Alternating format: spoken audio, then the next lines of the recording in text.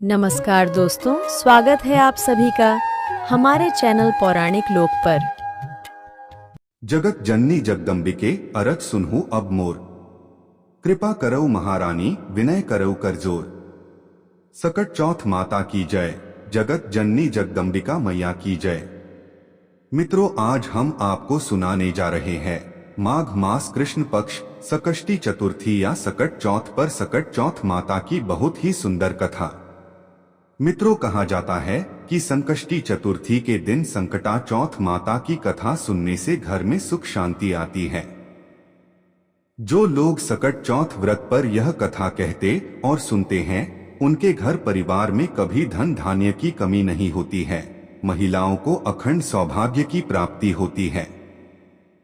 वैवाहिक जीवन की हर परेशानी, हर समस्या दूर हो जाती है और बहुत ही जल्दी सभी मनोकामनाएं पूर्ण होती हैं। इसलिए सकट चौथ माता की कथा को प्रसन्न चित्त होकर सुने, माता आपकी सभी इच्छा जरूर पूरी करेंगी। तो चलिए मित्रों, संकटा माता के चरणों का ध्यान करते हुए शुरू करते हैं आज की व्रत कथाएं। पहली कथा इस प्रकार से है। प्राचीन समय की बात है, एक गांव में एक बुढ़िया रहा करती थी। उस बुढ़िया का एक बेटा था जिसका नाम रामनाथ था। रोजगार और काम की कमी होने के कारण रामनाथ धन कमाने के लिए परदेश चला गया।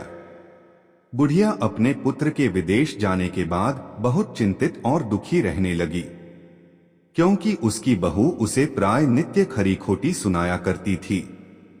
इसीलिए बुढ़िया प्रतिदिन चिंतित और उदास रहती और पूरे दिन घर के बाहर स्थित कुएं पर बैठकर रोया करती थी। बुढ़िया का यह क्रम रोज चलता रहा।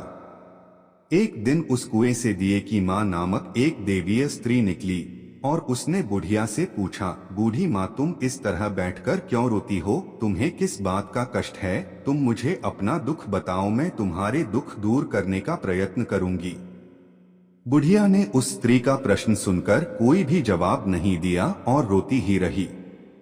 दिए की मां बार बार एक प्रश्न दोहराई जा रही थी। वह बुढ़िया इस बात से झुंझुला उठी। उस बुढ़िया ने दिए की मां से कहा, तुम मुझे बार बार ऐसा क्यों पूछ रही हो? क्या सचमुच ही तुम मेरा दुख जानकर उसे दूर कर दोगी? बुढ़िया की बात सुनकर दिए की मां ने उत्तर दिया, मैं अवश्य ही तुम्हारे कष्टों को दूर करने का प्रयत्न करूंगी। बुढ़िया ने दिए की मां का ऐसा आश्वासन पाकर कहा, मेरा बेटा कमाने के लिए परदेश चला गया है। उसके पीछे मेरी बहू मुझे बहुत बुरा भला कहती रहती है। यही मेरे दुख का कारण है। बुढ़िया की बात सुनकर दिए की मां ने कहा, यहाँ के वन में संकटा माता रहती है। तुम अपना दुख उनसे सुनाकर कष्ट से छुटकारा पाने के लिए प्रार्थना करो। मां बहुत दयालु हैं, दुखियों के प्रति बहुत सहानुभूति रखती हैं। निसंतानों को संतान, निर्धनों को धनवान, निर्बल को बलवान और अभागों को भाग्यवान बनाती हैं। उनकी कृपा से सौभाग्यवती स्त्रियों का सौभाग्य अचल हो जाता है।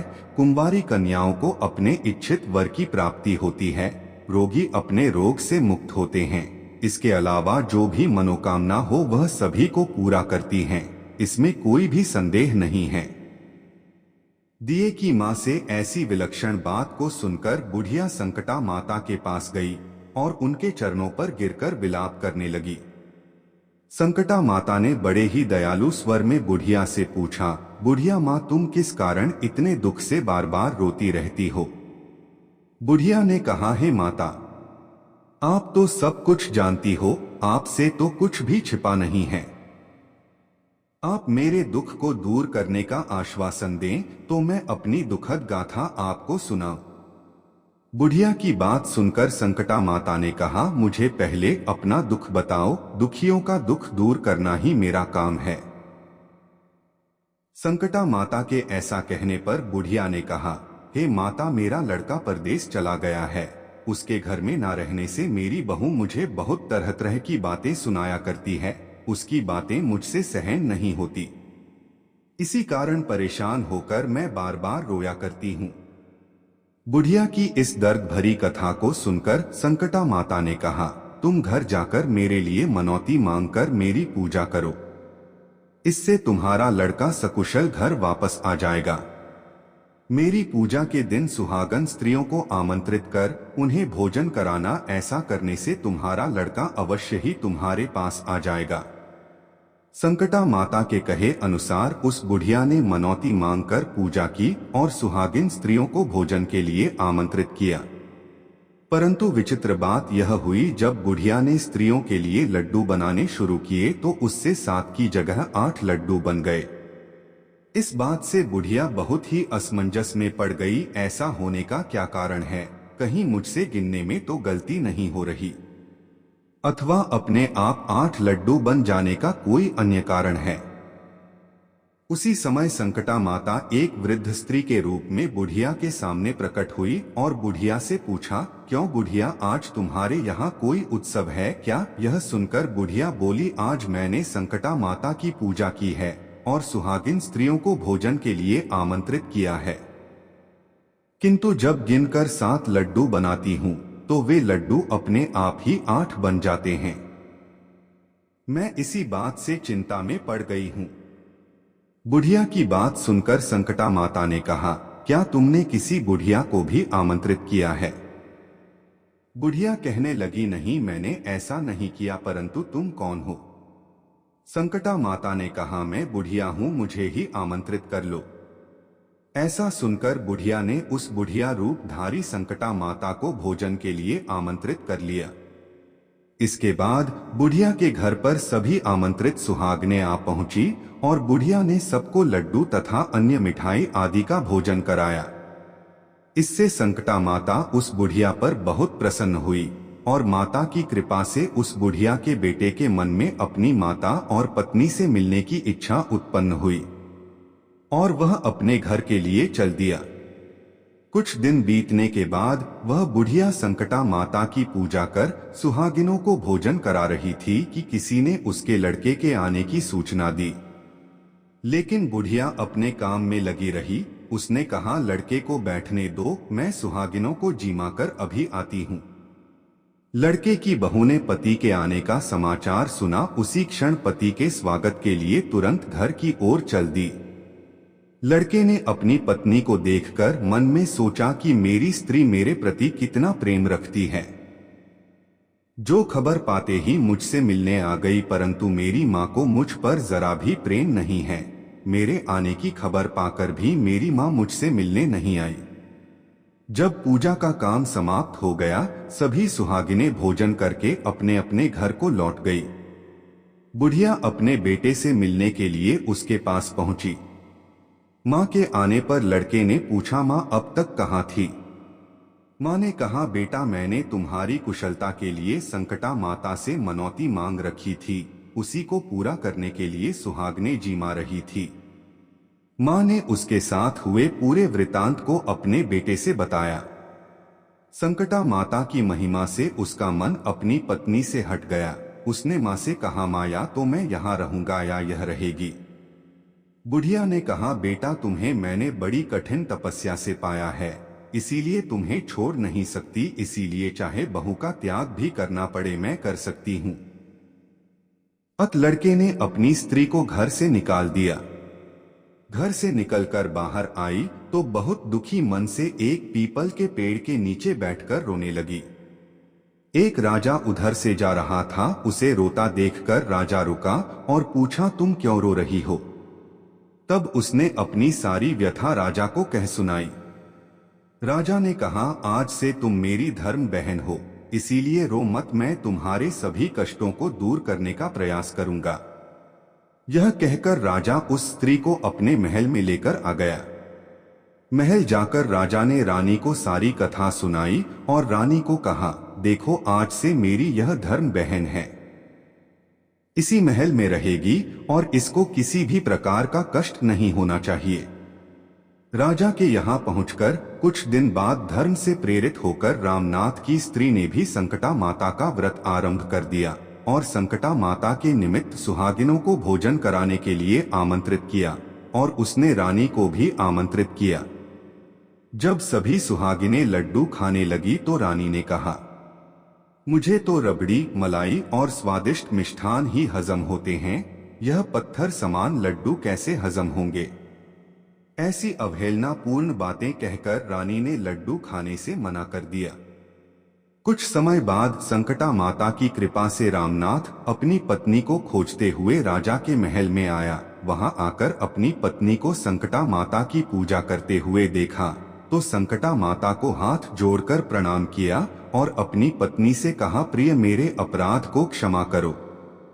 पत्नी ने कहा, है नाथ, यह सब प्रारब्ध से ही होता है, इसमें आपका कोई दोष नहीं है। आप मेरे लिए ईश्वर रूप हो, मेरे अपराध को क्षमा करें। यह कहकर दोनों ने विधि पूर्वक संकटा माता व्रत कथा सुनी और संकटा माता की पूजा की। पूजा को समाप्त कर सुहागिनों को जिमाकर दोनों पति पत्नी अपने घर की ओर प्रस्थान के लिए तैयार हुए। जाते समय रामनाथ की स्त्री ने राजा रानी से कहा, जब मुझ पर दुख पड़ा था तो आप लोगों ने धर्म बहन बनाकर मुझे आश्रय दिया था। यदि आपको किसी भी तरह की सहायता की आवश्यकता हो तो मेरी कुटिया में निसंकोच चले आना। ऐसा कहकर दोनों पति पत्नी अपने घर चले आए। संकटा माता के प्रसाद का निरादर करने के कारण रानी पर भारी संकट आ पड़ा। रामनाथ की बहू के जाते ही उनका राजपाट नष्ट हो गया।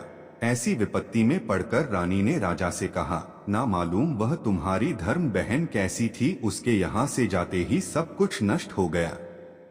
रानी ने राजा से कहा, जाते समय वह कह गई थी कि जब मेरे पर कष्ट पड़ा था तब मैं तुम्हारे यहाँ आई और कदाचित तुम्हारे ऊपर कोई भी कष्ट पड़े तो तुम मेरे घर चले आना। इसीलिए हम लोगों को उसके यहाँ ही चलना चाहिए। ऐसा विचार कर राजा रानी दोनों ही अपनी धर्म बहन के घर गए।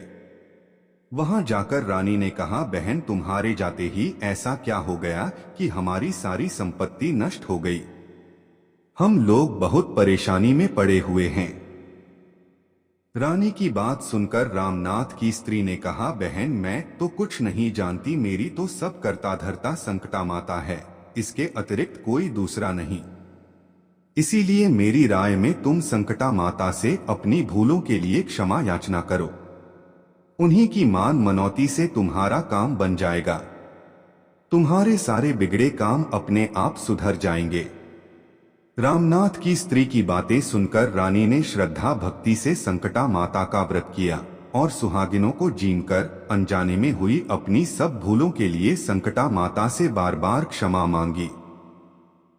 रानी के ऐसा करते ही संकटा माता प्रसन्न हो गई और रात में रानी को स्वप्न में कहा कि तुम दोनों पति पत्नी अपने महल को चले जाओ, वहां जाकर मेरी पूजा करना और मेरे निमित्त सुहागिनों को जिमना। ऐसा करने से तुम्हारा गया हुआ राजपाट तुम्हें दोबारा वापस मिल जाएगा। सुबह होते ही रानी ने अपने स्वप्न की बात राजा को बताई। रानी की बात सुनते ही राजा उसी क्षण रानी को साथ लेकर अपने महल की ओर चल दिया। महल में आने के बाद राजा रानी ने संकटा माता के कहे अनुसार पूर्ण भक्ति भाव से माता संकटा की पूजा की और सुहागिनों को भोजन कराया। ऐसा करने से उनका बिगड़ा हुआ सारा समय सुधर गया और सारा राजपाट उन्हें वापस मिल गया। वह पहले की तरह सुख शांति से राजपाट को भोगने लगे। हे माता संकटा, जैसी कृपा आपने बुढ़िया पर दिखाई, उसकी बहू पर दिखाई, राजा रानी पर दिखाई, वैसी ही कृपा हम सभी भक्तों पर सदा ही बनाए रखना। अब सुनते हैं चौथ माता की कथा। प्राचीन समय की बात है। एक नगर में एक सेठ और सेठानी जी रहा करते थे। उनके एक बेटा और उसकी पत्नी थे। सेठ जी की बहू अत्यंत ही संस्कारी थी और हमेशा परिवार में सभी को भोजन करा के फिर स्वयं भोजन किया करती थी। उनकी एक पड़ोसन भी थी जो बहू से रोज पूछती कि आज क्या बनाया खाया है। बहू कहती ठंडो बासी भात। एक दिन उसके पति ने ऐसा सुनकर विचार किया कि आज क्यों ना पकवान बनाए जाएं, फिर देखें कि मेरी पत्नी क्या कहती है। उसके पति ने तरह तरह के पकवान बनवाए और घर के सभी लोगों ने एक साथ बैठकर भोजन किया। आज भी पड़ोसन ने पूछा तो बहू ने कहा ठंडो बासी भात। सेठ के लड़के ने सोचा वो न हो कोई बात अवश्य है जिससे कि मेरी पत्नी ऐसा कहती है। उसने अपनी पत्नी से पूछा, तुम रोज ठंडो बासी भात खाए ऐसा क्यों कहती हो, जबकि आज तो सबने एक साथ बैठकर कई तरह के पकवान खाए हैं।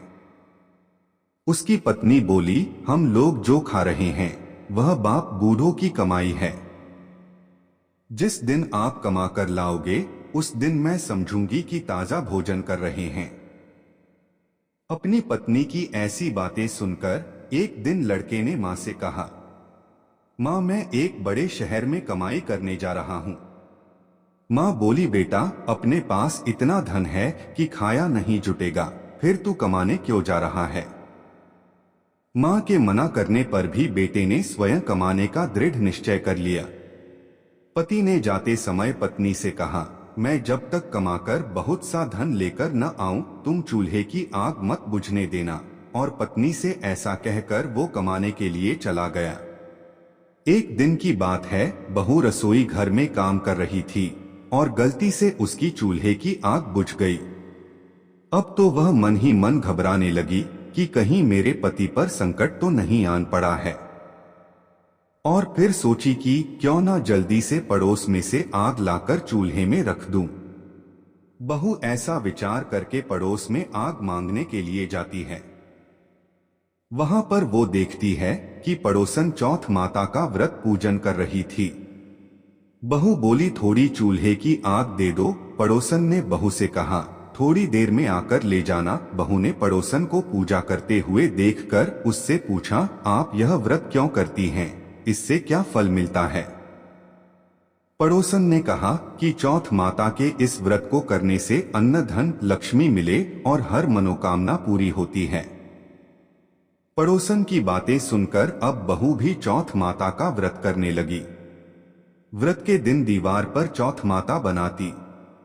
उस दिन घी गुड़ का चूरमा बनाकर रात्रि को चंद्रमा को अर्घ्य देकर भोजन करती।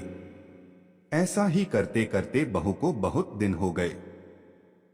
चौथ माता ने उस बहू के पति को सपना दिया कि साहूकार का बेटा तू जागे कि सोवे हैं, तेरी पत्नी तुझे बहुत याद कर रही है, घर जाकर उसकी चिंता मिटा। चौथ माता ने उससे कहा कि तू दुकान खोलकर कंकु केशर का पगलिया बना के बैठ जाना, आज तेरा हिसाब किताब चुकता हो जाएगा। अब तो चौथ माता ने जैसा कहा था वैसा ही हुआ। उसका सारा हिसाब किताब चुकता हो गया और उसने घर जाने की तैयारी कर ली। सेठ जी का बेटे गाड़ी भर के धन दौलत लेकर अपने घर को चल दिया। चलते चलते रास्ते में एक बड़ा सा काला नाग फल फैलाए बैठ गया और कहने लग, आज तो मैं तुझे डसूंगा, छोड़ूंगा नहीं। आज तेरी आयु पूरी हो गई है, अब तुझे मरना होगा। सेठ के लड़के ने कहा, आज चौथ माता ने मुझे सपना दिया है तो मैं अपनी पत्नी से मिलने घर जा रहा हूं। वहां मेरी पत्नी बहुत चिंता कर रही है, मैं उससे मिलकर जरूर आऊंगा, तब तुम मुझे डस लेना। नाग ने कहा, तुम शब्दपूर्वक कहकर जाओ तो मैं तुम्हें जाने दूंगा, परंतु लौटकर नहीं आए तो तुम्हारे घर आकर मैं तुम्हें डस लूंगा। इस प्रकार सर्प को वचन देकर वह अपने घर पहुंचा। वहां सभी से हंसी खुशी से मिला और भोजन करने उदास होकर बैठ गया। उसकी पत्नी ने उदास होने का कारण पूछा तो पति ने काले नाग वाली बात बताते हुए कहा, यदि मैं उसके पास नहीं जाऊंगा तो वह घर आकर ही मुझे डस लेगा। पत्नी बहुत चतुर थी। उसने कहा कि आप घबराओ नहीं, लेट जाओ, मैं एक उपाय करती हूं। पत्नी ने कमरे की 7 सीढ़ियां धोई। पहली सीढ़ी पर रेत, दूसरी पर इत्र, तीसरी पर गुलाल फूल, चौथी पर कंकु केशर, 5वीं पर लड्डू पेड़ा, 6ठी पर गादी गलीचा और 7वीं सीढ़ी पर दूध का कटोरा भरकर रख दिए। इस प्रकार वह 7 सीढ़ियां सजाकर बैठ गई। आधी रात होते ही नाग आकर सीढ़ी चढ़ने लगा। पहली पेढ़ी पर रेत में लौट गया और कहने लगा कि सेठ की बहू ने आराम तो बहुत दिया, पर वचनों से बंधकर आया हूं, सो डसूंगा अवश्य ही। इसी प्रकार सातों पीढ़ियों पर नाग आराम करता हुआ और कहता हुआ कि डसूंगा जरूर कमरे में जाने ही वाला था कि चौथ माता ने विचार किया कि मैं इसे नहीं बचाऊंगी तो संसार में धर्म कर्म और व्रत पूजन को कौन मानेगा। अब तो गणेश जी, चंद्रमा जी और चौथ माता ने उसे बचाने का विचार किया। चंद्रमा जी ने उजाला किया, चौथ माता ढाल बनी और गणेश जी ने तलवार लेकर नाग को मार दिया और ढाल से ढक दिया। अब रात में बहू भी थकी हारी सो गई। दिन उगा तो लोग बेटे से मिलने आए, परंतु बेटा बहू तो उठे ही नहीं थे। बहुत देर हो गई तो मां उन्हें उठाने गई। मां ने सातों पीढ़ियों पर जो कुछ देखा तो बहुत घबराई और बेटा बहू को आवाज लगाई। बेटा बहू उठे तो देखा कि एक ढाल और तलवार वहां पड़ी है। अब ढाल उठाई तो देखा कि वही काला नाग मरा हुआ पड़ा है। बेटा बहू ने सोचा कि आज तो धर्म कर्म ही आड़े आया है, जो भगवान गणेश जी और चौथ माता ने अपनी रक्षा की। ऐसा कहते हुए दोनों ने चौथ माता और गणेश जी को प्रणाम किया। हे चौथ माता, आपने जैसी सेठ के बेटे बहू की रक्षा की वैसी सबकी रक्षा करना। बोलो मित्रों, चौथ माता की जय। अब चलिए सुनते हैं चौथ माता की दूसरी कथा। एक नगर में एक बूढ़ी मां रहा करती थी। वह अपने बेटे की सलामती के लिए 12 महीनों की चौथ का व्रत किया करती थी। हर चौथ को पंसारी से थोड़ा सा गुड़ और घी लाकर 4 लड्डू बनाती, एक बेटे को देती, एक से पूजा करती, एक हथकार के लिए निकालती और एक चांद उगने पर खुद खा लेती थी। एक बार उसका बेटा अपनी ताई से मिलने गया हुआ था। उसकी ताई ने उस दिन करवा चौथ माता का व्रत रखा हुआ था। बेटे ने ताई से पूछा, तुम तो एक ही चौथ का व्रत करती हो, पर मेरी मां तो 12 महीने चौथ व्रत करती है। उसकी ताई बोली, तेरी मां तेरी कमाई से तर माल खाने के लिए 12 चौथ करती है, और मैं तो अपने पति के पैसे बचाने के लिए और उनकी लंबी उम्र के लिए बस एक करवा चौथ का व्रत रखती ही। तू परदेश जाकर रहेगा तो तेरी माँ को खाने पीने के लिए इतना कुछ नहीं मिलेगा, और तेरे तो पिता भी नहीं है कि वो उनकी लंबी आयु के करवा चौथ का व्रत रखे, इसलिए देख लेना वह 12 चौथ तो दूर एक भी चौथ का व्रत नहीं करेगी। लड़के को लगा ताई सच कह रही है। घर आकर लड़के ने मां से कहा, मैं परदेश जा रहा हूं, यहां तू मेरी कमाई खाने पीने में ही उड़ा देती है। मैं परदेश जाकर कमाऊंगा तो अच्छी कमाई भी होगी और पैसे भी बचेंगे। मां ने उसे समझाकर रोकना चाहा, पर बेटा नहीं माना। मां ने उसे साथ ले जाने के लिए चौथ माता की आंखें दी और कहा कि परदेश में तेरे साथ मैं तो नहीं रहूंगी, पर मुसीबत के समय में ये चौथ माता की आंखें तेरी सहायता करेंगी। मां से विदा लेकर लड़का परदेश को निकल गया। चलते चलते काफी समय हो गया था। उसे भूख प्यास लगी थी, जिस कारण वो और आगे नहीं चल सकता था। तभी लड़के को माता की आंखों से आवाज आई कि थोड़ी दूर और चल, फिर एक नगर मिलेगा। लड़का माता की आंखें लेकर घूमते घूमते उस नगर में जा पहुंचा। वहां पर उस लड़के ने देखा कि एक बूढ़ी मां रोती जा रही थी और पुआ बनाती जा रही थी। उस लड़के ने बूढ़ी मां से कारण पूछा तो बूढ़ी मां ने कहा, बेटा इस नगर की पहाड़ी पर एक दैत्य रहता है। पहले वह नगर में आकर कई लोगों को खाने के लिए मार देता था, पर अब राजा ने आदेश दिया है कि हर घर से एक आदमी रोज दैत्य के पास भेजा जाएगा। और दुर्भाग्य से आज मेरे बेटे की बारी है, इसलिए रो रही हूं, क्योंकि आज मेरा बेटा आखिरी बार खाना खाएगा, तो उसके लिए उसके मनपसंद खीर पुए बना रही हूं। वह बोला, मां तू यह पुए मुझे खिला दे, तेरे बेटे की जगह उस दैत्य के पास मैं चला जाता हूं। बूढ़ी मां ने खीर पुए उस लड़के को खिला दिए और वह खा पीकर बुढ़िया के घर में सो गया। रात को जब राजा के सैनिक आए तो बूढ़ी मां ने अपने बेटे की जगह उस लड़के को भेज दिया। दैत्य के सामने पहुंचने पर उसने चौथ माता की आंखें दैत्य की तरफ फेंक कर कहा, हे चौथ माता, यदि मेरी माँ मेरी सलामती के लिए व्रत करती है तो दैत्य का सिर कट कर गिर जाए। उसी समय तुरंत दैत्य का सिर कट कर धरती पर गिर गया। जब लड़का दैत्य के पास से वापस आ गया तो राजा ने उसकी बहुत प्रशंसा की और उसे उपहार देकर विदा किया। अब चलते हुए वो लड़का एक दूसरे राजा के नगर में जा पहुंचा। इस राज्य में एक नियम था कि आवा तभी पकता था जब एक इंसान की बलि दी जाती थी। सिपाहियों ने जब उस लड़के को देखा तो उसे पकड़कर आवे में चुन दिया। लड़के ने आंखें आवे में डाल दिए और कहा, हे चौथ माता, यदि मेरी माँ मेरे लिए व्रत करती है तो यह आवा मेरी बलि लिए बिना ही झट से पक जाए। लड़के की बात सुनते ही आवा तुरंत पक गया। अब तो आवे में से मिट्टी की जगह सोने चांदी के बर्तन निकलने लगे। अंदर से लड़का बोला, बर्तन धीरे धीरे निकालना, मुझे लग नहीं जाए। राजा ने उसे आवे से निकलवाया और पूछा, इस आवे से तुम बच कैसे गए? लड़के ने बताया कि उसकी माँ चौथ माता का व्रत करती है और व्रत के कारण ही वह बच पाया है। राजा को लड़के की बात पर जरा भी विश्वास नहीं हुआ।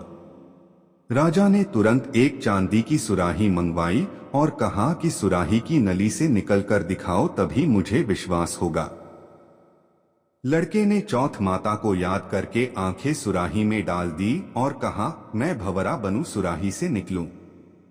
लड़का भंवरा बनकर सुराही से निकल गया। राजा में खुश होकर राजकुमारी की शादी उसके साथ करवा दी और सभी लोगों को चौथ माता का व्रत करने को कहा। उसे माँ की याद आई तो उसने राजा के पास जाकर खुद के नगर जाने की इच्छा जाहिर की। राजा ने रथ, घोड़ा, हाथी और खूब सारा दान दहेज देकर उन्हें विदा किया। बेटा बहू के साथ चौथ के दिन अपने नगर पहुंचा। वह अकेला पंसारी के यहाँ माँ का इंतजार करने लगा। उसने सोचा, आज तो चौथ है तो माँ यहाँ पूजा का सामान लेने जरूर आएगी। थोड़ी देर बाद लकड़ी टेकती हुई माँ आती दिखी। बेटा माँ के चरणों में गिर पड़ा, कहने लगा, माँ मैं तेरा बेटा हूँ, मुझे माफ कर दो। माँ ने उसे गले लगा लिया। लोग चौथ माता की जय जयकार करने लगे। तभी से उस नगर के सभी लोग चौथ माता का व्रत करने लगे। हे चौथ माता, जैसे बूढ़ी माँ और उसके बेटे की सहायता की वैसे ही हमारी भी करना। बोलिए मित्रों, चौथ माता की जय। इस प्रकार संकटा चौथ माता व्रत कथा समाप्त हुई। मित्रों, अगर आपको हमारी वीडियो अच्छी लगी हो तो लाइक करें और चैनल को सब्सक्राइब जरूर करें।